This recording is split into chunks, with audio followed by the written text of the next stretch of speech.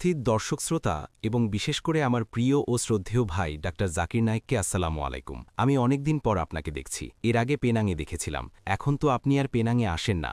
জানি কিছু সমস্যা আছে। ঠিক আছে, তবে আমি পেনাং থেকে শুধুমাত্র আপনার সাথে ব্যক্তিগতভাবে দেখা করার জন্য আমার পুরো পরিবারকে নিয়ে এসেছি। তারা আপনাকে সামনাসামনি লাইভ দেখতে চায়। মাশাল্লাহ, তারা সবসময় আপনাকে টিভিতে দেখেছে, এখন সামনাসামনি দেখতে চায়। আলহামদুলিল্লাহ।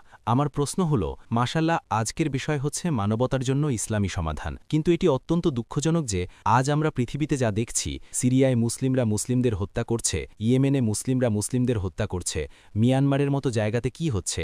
হ্যাঁ, আমরা মানি রোহিঙ্গাদের নির্দয়ভাবে হত্যা করা হয়েছে, আপনিও একমত হবেন, কিন্তু এর তো একটা সমাধান আছে।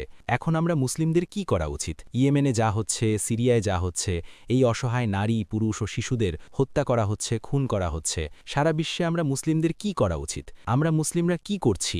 তাই দয়া করে একটি সমাধান দিন যে আমাদের মুসলিমদের কি করা উচিত। শুধু দোয়া করা ছাড়া মানুষ হিসেবে আমাদের কি করা উচিত? আমার প্রিয় ভাই, দয়া করে এর একটি সমাধান দিন।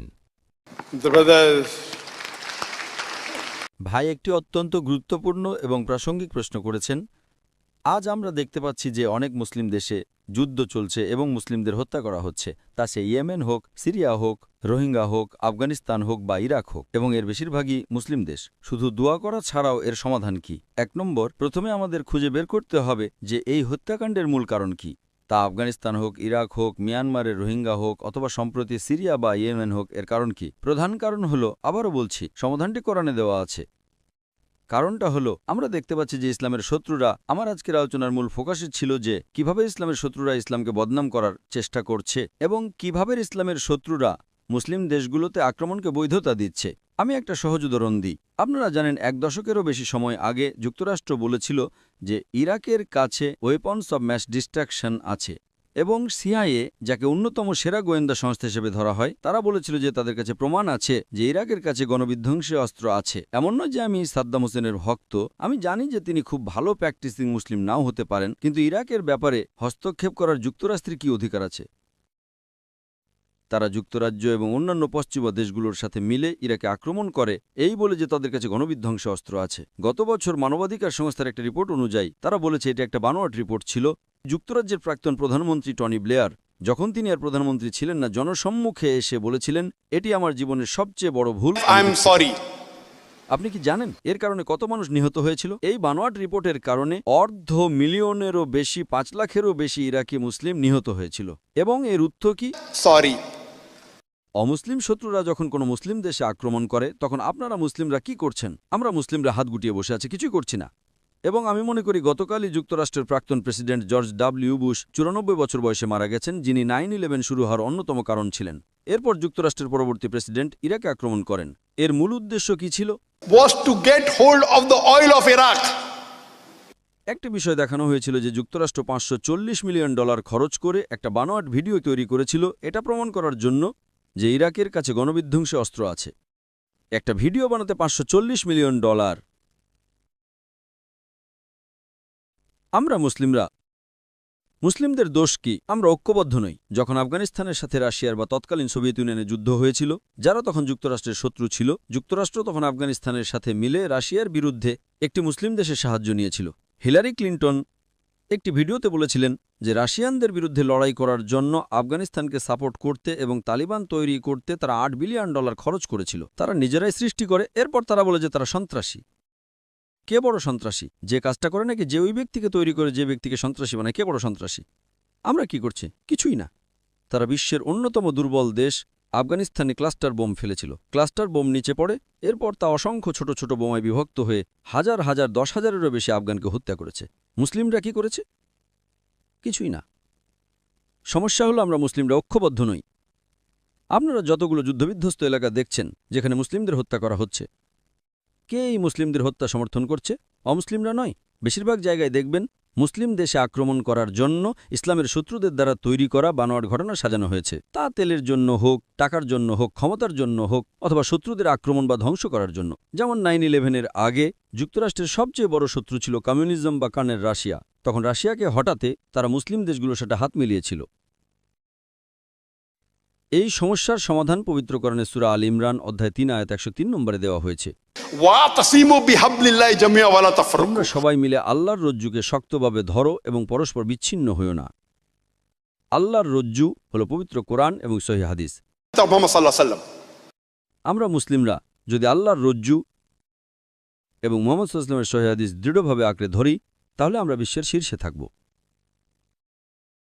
যদি আপনি ইতিহাস পড়েন, কোরআন নাজিলের আগে আরবরা অবহেলিত ছিল। সেই সময়কে আইয়ামে জাহিলিয়া বা অজ্ঞতার যুগ বলা হতো। কোরআন নাজিলের পর আরবরা বিশ্বের শীর্ষে চলে যায়। যদি আপনি সিরাত পড়েন, এরপর মুসলিমরা বিশ্বের শীর্ষে ছিল।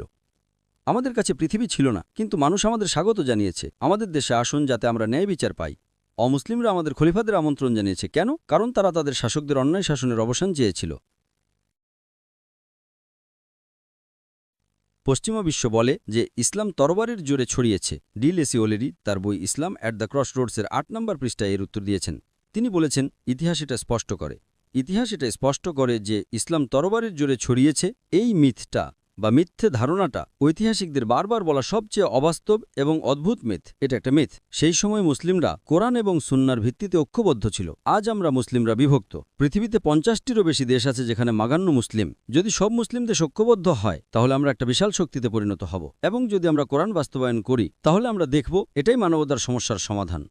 দুর্ভাগ্যজনকভাবে নবীজি বলেছেন যে কিয়ামতের কাছাকাছি সময়ে আমরা দেখব মুসলিমরা বিশাল সংখ্যায় থাকবে। আজ আমরা দেখি পৃথিবীর জনসংখ্যার 25%-রও বেশি মুসলিম। সংখ্যা বাড়ছে, কিন্তু আমরা দিন থেকে দূরে, অনেক দূরে। এবং আজ আমরা দেখি মুসলিমরা দিন থেকে দূরে আরও দূরে সরে যাচ্ছে। আপনি বিশ্বের সব জায়গায় দেখতে পাবেন যে সব দেশের দিকে আমরা তাকিয়েছিলাম যে তারা কোরআন এবং সুন্নাহ মেনে চলছে, আজ তারা কোরআন এবং সুন্নাহ থেকে দূরে সরে যাচ্ছে। এবং তারা কোরআন এবং সুন্নাহ থেকে যত দূরে সরে যাবে, তত দমিত হবে, সেই দেশে তত অবিচার হবে। এখন পৃথিবীতে এমন খুব কম দেশ আছে যাকে আমরা বলতে পারি একটা মুসলিম দেশ, যা কোরআন সুন্নাহ অনুযায়ী চলছে। খুব কম আছে। তাই মুসলিম হিসেবে আমাদের সমস্যা হলো আমরা ঐক্যবদ্ধ নই, আমরা বিভক্ত। আমরা নিজেদের মধ্যে লড়াই করছি। আমরা যদি ঐক্যবদ্ধ হতাম, আজ আমরা জানি যে আগে মুসলিমরা অন্তত ফালেস্তিনি শীতে ঐক্যবদ্ধ ছিল, আর আজ আমরা বিভক্ত। এমন মুসলিম দেশও আছে যারা বলছে ইসরায়েল যদি দেশটা দখল করে নিতে চায় কোনো সমস্যা নেই। মুসলিম উম্মার কি হলো? সমস্যা হলো আজ আমরা মুসলিমরা আল্লাহকে ভয় করার চেয়ে এই দুনিয়ার মানুষকে বেশি ভয় পাই। হ্যাঁ, প্রত্যেককে তার সামর্থ্য অনুযায়ী বিচার করা হবে। সবাই দোয়া করার সামর্থ্য আছে, আমাদের দোয়া করা উচিত, ঠিক আছে। কিন্তু কারো যদি কথা বলার সামর্থ্য থাকে আর সে যদি কথা না বলে, আল্লাহ তার কথা বলার ক্ষমতা কেড়ে নেবেন। কারো যদি লড়াই করার সামর্থ্য থাকে আর সে যদি লড়াই না করে, আল্লাহ তার ক্ষমতা কেড়ে নেবেন। আজ মুসলিমদের আল্লাহর সময়ের মুসলিমদের মতো হওয়া প্রয়োজন। আজ আমরা মুসলিমরা বিশ্বের সবচেয়ে ধনী। আমাদের কাছে কালো সোনা আছে, আমাদের কাছে পেট্রোল আছে, কিন্তু আমরা কিছুই না। আমাদের যাযাবরের মতো ব্যবহার করা হয়েছে। কোরআন এবং সুন্নাহ অনুসরণের জন্য আমাদের সম্পদের প্রয়োজন নেই। আমাদের প্রিয় নবী বলেছেন, আমি তোমাদের দারিদ্র্যের ভয় করি না, ততটা ভয় করে ধনসম্পদের প্রাচুর্যের। আজ সমস্যা হলো আমরা ধনী হয়ে গেলে বলে আল্লাহকে ভুলে গেছি।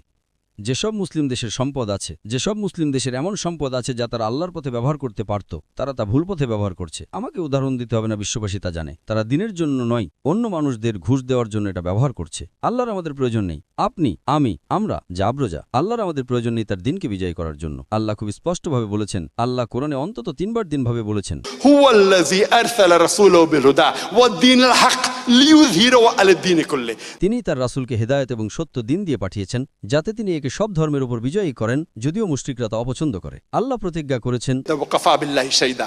যে ইসলামের এই দিন অন্যান্য সব ধর্মের উপর বিজয়ী হবে, আমাদের নিয়ে বা আমাদের ছাড়া। আল্লাহ আপনার আমার মতো আব্রজার মুখাপেক্ষী নন। আল্লাহ যথেষ্ট, তিনি এটা বিজয়ী করবেন। আল্লাহ আমাদের সুযোগ দিচ্ছেন নবীর কাজ করার এবং নবীর সওয়াব অর্জনের। আল্লাহ আপনাকে সুযোগ দিচ্ছেন মেক হে হোয়াইল দ্য সানশাইন্স, সুযোগ থাকতে কাজে লাগানোর। এবং আল্লাহর কসম, আমরা মুসলিমরা আল্লাহ থেকে দূরে আরও দূরে সরে যাচ্ছি। একমাত্র সমাধান হলো আমরা আল্লাহর কাছে ফিরে যাই, কোরআন এবং সহিহ হাদিসের কাছে ফিরে যাই।